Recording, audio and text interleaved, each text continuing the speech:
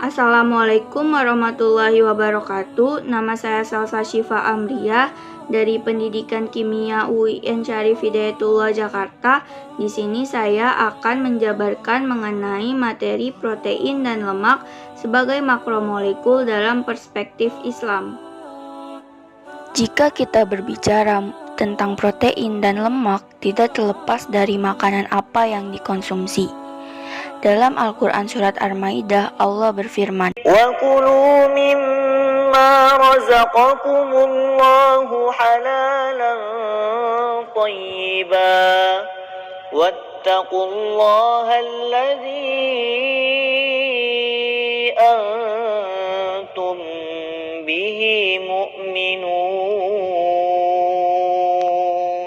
Dari ayat tersebut, Allah memerintahkan kepada hambanya untuk memakan makanan yang baik lagi halal. Dalam makanan yang baik, tentunya terkandung zat makanan yang dapat bermanfaat bagi tubuh manusia. Zat makanan yang baik diantaranya adalah protein dan lemak tersebut.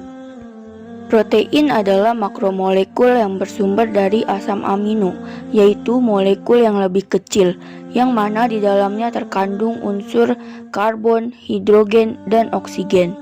Sebuah makromolekul terbentuk dari 100 buah asam amino, dengan urutan khusus yang terikat satu dengan yang lainnya, melalui ikatan kovalen oleh ikatan peptida. Sampai sekarang asam amino yang dikenal ada 24 macam atau jenis asam amino yang dikelompokkan dalam dua, yaitu eksogen dan endogen. Asam amino endogen adalah asam amino yang dapat dibentuk oleh tubuh manusia, sementara asam amino eksogen adalah sebaliknya. Dari 24 jenis asam amino yang ditemukan dapat membentuk protein yang tidak terbatas dan fungsinya sangat banyak. Dari hal ini, kita dapat mengambil kesimpulan bahwa protein merupakan sebuah kekuasaan dari Sang Pencipta yang tidak mungkin manusia dapat menandinginya. Allah berfirman dalam surah Fussilat ayat 53. سَنُرِيهِمْ آيَاتِنَا فِي الْآفَاقِ وَفِي أَنفُسِهِمْ حَتَّى يَتَبَيَّنَ لَهُمْ أَنَّهُ الْحَقُّ أَوَلَمْ يَكْفِ بِرَبِّكَ أَنَّهُ عَلَى كُلِّ شَيْءٍ شَهِيدٌ. Fungsi dari protein ada banyak sekali, yaitu yang pertama adalah sebagai bahan bakar dalam tubuh untuk proses metabolisme. Lalu, protein dapat mengatur keseimbangan cairan dalam jaringan dan pembuluh darah dengan menimbulkan tekanan osmotik koloid yang dapat menarik cairan dari jaringan ke dalam pembuluh darah. Yang ketiga, protein memiliki sifat amfoter, yang mana hal ini menjadikan protein dapat berperan dalam mengatur keseimbangan asam dan basa dalam tubuh dengan bereaksi secara langsung dengan zat asam dan basa. Keempat, protein dapat berperan sebagai zat pembangun yang membentuk jaringan-jaringan baru dalam tubuh dan mempertahankan jaringan-jaringan yang telah ada. Sumber protein ada dua, yaitu dari bahan pangan hewani dan bahan pangan nabati. Untuk bahan pangan hewani dari daging sapi, daging ayam, telur, ikan tuna, susu, keju, dan yogurt. وَهُوَ الَّذِي سَخَّرَ الْبَحْرَ لِتَأْكُلُوا مِنْهُ لَحْمًا طَرِيًّا وَتَسْتَخْرِجُوا مِنْهُ حِلْيَةً تَلْبَسُونَهَا وَتَرَى الْفُلْكَ مَوَاخِرَ فِيهِ وَلِتَبْتَغُوا مِنْ فَضْلِهِ وَلَعَلَّكُمْ تَشْكُرُونَ. Selain surat An-Nahl ayat 14, Allah juga berfirman dalam Al-Quran surah Yasin ayat 71-73. Dalam ayat tersebut menjelaskan bahwa manusia sudah sepatutnya untuk bersyukur karena Allah telah menciptakan sumber protein hewani, yaitu hewan ternak, untuk dikonsumsi dan juga dapat dijadikan sebagai tumpangan atau kendaraan. أَوَلَمْ يَرَوْا أَنَّا خَلَقْنَا لَهُم مِّمَّا مما عملت أيدينا أنعاما فهم لها مالكون وذللناها لهم فمنها ركوبهم ومنها يأكلون ولهم فيها منافع ومشارب أفلا يشكرون. Salah satu contoh dari protein adalah susu. Susu terdiri dari protein kasein yang merupakan fosfoprotein atau gabungan dari fosfor dan protein. Kadar kasein dalam susu sapi mencapai 70-80%. Sementara dalam air susu ibu atau ASI, kasein juga terkandung di dalamnya, tetapi dengan kadar yang lebih rendah, yaitu hanya sekitar 30% saja. Sementara sisanya adalah protein whey, yaitu sebesar 65%. Dengan mengetahui bahwa di dalam susu terdapat protein kasein dan whey, sudah seharusnya untuk mengkonsumsi susu setiap harinya, karena dengan mengkonsumsi susu dapat berguna bagi kesehatan di dalam tubuh, sesuai dengan fungsi-fungsi protein yang telah dikemukakan. Bahkan untuk bayi sekalipun dianjurkan untuk meminum susu, terutama dari ASI ibunya. Hal ini sesuai dengan perintah Allah dalam firman-Nya surat Al-Baqarah ayat 233, yaitu tentang perintah seorang ibu untuk menyusukan anaknya dengan ASI selama 2 tahun. والوالدات يرضعن أولادهن حولين كاملين لمن أراد أن يتم الرضاعة وعلى المولود له رزقهن وكسوتهن بالمعروف لا تكلف نفس إلا وسعها لا تضار والدة بولدها ولا مولود له بولده وعلى الوارث مثل ذلك فإن أرادا فصالا عن تراض منهما وتشاور فلا جناح عليهما وإن أردتم أن تسترضعوا أولادكم فلا جناح عليكم إذا سلمتم ما آتيتم بالمعروف واتقوا الله واعلموا أن الله بما تعملون بصير. Selain protein hewani, protein juga dapat berasal dari nabati, yaitu dari tumbuh-tumbuhan, seperti dari beras, tepung gandum, tepung maizena, pati jagung, apel, kentang, kacang kedelai, dan masih banyak lainnya. Mengenai protein nabati ini, Allah berfirman dalam Al-Quran surah Yasin ayat 33. وآية لهم الأرض الميتة أحييناها وأخرجنا منها حبا فمنه يأكلون. Yang kedua adalah membahas tentang lemak. Lemak adalah zat dalam makanan yang berguna dalam menjaga kesehatan tubuh manusia dengan kadar yang cukup atau tidak berlebihan maupun tidak kekurangan. Allah berfirman dalam Al-Quran surah Al-Baqarah ayat 201. من يقول ربنا آتنا في الدنيا حسنة وفي الآخرة حسنة وقنا عذاب النار. Dalam ilmu kimia, lemak dan minyak merupakan kelompok lipid sederhana yang pembuatannya adalah hasil reaksi antara asam lemak dan gliserol dengan ikatan kovalen, yang mana bila disederhanakan lagi terdiri atas atom utama karbon, hidrogen, dan oksigen.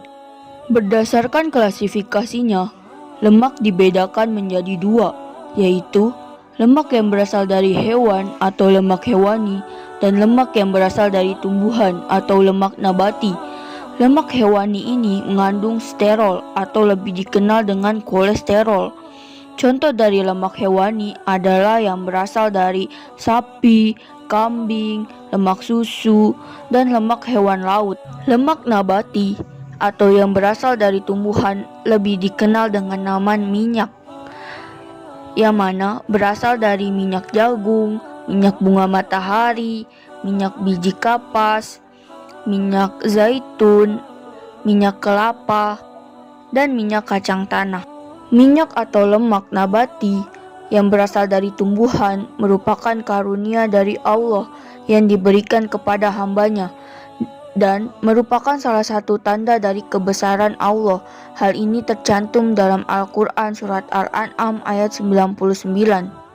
وهو الذي أنزل من السماء ماء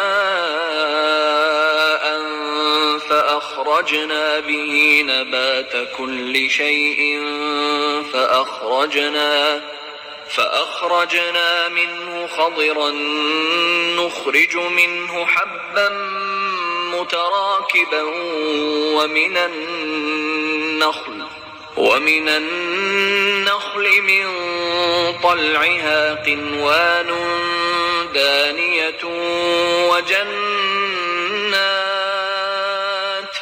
وجنات من أعناب والزيتون والرمان مشتبها وغير متشابه انظروا إلى ثمره إذا أثمر وينعه إن في ذلكم لآيات لقوم يؤمنون. Dari lemak nabati, salah satu contohnya adalah minyak zaitun. Minyak zaitun merupakan minyak yang dianjurkan untuk dikonsumsi dan juga dipergunakan untuk minyak. Hal ini didasarkan pada hadis Nabi yang berisi agar manusia di muka bumi mengkonsumsi minyak zaitun dan menjadikannya sebagai lauk. Hadis ini adalah hadis riwayat Sunan Al-Darimi. Telah mengabarkan kepada kami Abu Nu'aim, telah menceritakan kepada kami Sufyan dari Abdullah bin Isya, dari Atta bukan Ibnu Abu Rabah, dari Abu Usaid Al-Ansyari. Dia berkata, Rasulullah Shallallahu Alaihi Wasallam bersabda, konsumsilah oleh kalian minyak zaitun, jadikanlah juga sebagai lauk, dan pakaikanlah juga sebagai minyak, karena sesungguhnya ia berasal dari pohon yang diberkahi. Hadis riwayat Al-Darimi, Sunan Al-Darimi nomor 1963. Dalam Al-Quran, surah Al-Mu'minun ayat 20 juga menjelaskan mengenai buah zaitun yang diturunkan oleh Allah sebagai penghasil minyak dan sebagai pembangkit selera makan. وشجرة تخرج من طور سيناء تنبت بالدهن وصبغ للآكلين. Selain minyak zaitun, lemak nabati lainnya adalah minyak kelapa sawit. Kelapa sawit atau pohon kelapa merupakan tumbuhan yang semua bagiannya dapat dimanfaatkan, seperti batangnya, daunnya, pelepahnya, serabutnya, semuanya dapat dimanfaatkan. Berdasarkan hal tersebut, terdapat firman Allah dalam Al-Quran surah Ibrahim ayat 24-26. ألم تر كيف ضرب الله مثلا كلمة طيبة كشجرة طيبة أصلها ثابت وفرعها في السماء تؤتي أكلها كل حين بإذن ربها ويضرب الله الأمثال للناس لعلهم يتذكرون ومثل كلمة خبيثة كشجرة خبيثة اجتثت من فوق الأرض ما لها من قرار. Dalam Dalam firman Allah tersebut, beberapa sumber ahli tafsir merujuk pada pohon kurma. Walaupun yang dirujuk pohon kurma, ciri-ciri dari pohon kelapa juga seperti yang disebutkan dalam ayat tersebut. Allah adalah Tuhan yang Maha Adil. Oleh karena itu, pohon yang memiliki manfaat seperti kurma pasti ada di tempat lain. Contohnya, di negara-negara tropis sekalipun, yang mana pohon kurma pada umumnya sulit untuk tumbuh. Jadi, karena ciri-ciri pohon kurma ada juga pada pohon kelapa, dapat ditarik kesimpulan bahwa kelapa juga termasuk yang Allah sebutkan dalam ayat tersebut. Dari pemaparan mengenai protein dan lemak, dalam integrasinya dengan Islam dapat disimpulkan bahwa protein dan lemak adalah senyawa kimia yang merupakan salah satu bentuk dari kekuasaan dan karunia yang Allah berikan kepada manusia. Dengan melihat unsur yang tidak terlihat, yaitu senyawa kimia kecil tetapi manfaat yang sangat banyak, dimaksudkan agar manusia itu bersyukur. Rasa bersyukur dapat diperoleh dengan melakukan hal-hal yang membuat rasa syukur bertambah. Salah satunya adalah dengan mempelajari secara seksama mengenai protein dan juga lemak sebagai makromolekul penyusun bahan pangan ini. Karena jika mempelajari senyawa ini, kita dapat mengetahui mengenai kandungan senyawa dalam bahan pangan, struktur molekulnya, jenisnya, dan masih banyak lagi, sehingga dapat membuat manusia yang mempelajari tersebut percaya akan kekuasaan Allah itu nyata. Sekian dari saya, kurang lebihnya mohon maaf. Wassalamualaikum warahmatullahi wabarakatuh.